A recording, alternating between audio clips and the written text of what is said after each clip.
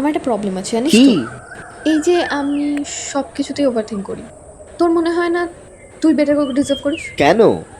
আমি ক্লামজি, খুব বেশি ওভারথিংক করি, খুব বেশি রাগ করি, তোকে খুব বেশি জ্বালাই, সবসময় অ্যাটেনশন চাই, তারপরেও তুই আমাকে কেন চুজ করিস? আর কিছু? হ্যাঁ, আমার ফুড ক্রেভিংস হয়, তোর উপর হয়তো রাগ হয় মাঝে মাঝে, আরও কত কিছু আছে। আরো আছে? তোর মনে হয় না আমি রেড ফ্ল্যাগ? হাসছিস? হাসছিস কেন? না মানে, আমি তো তোকে এভাবে দেখি না।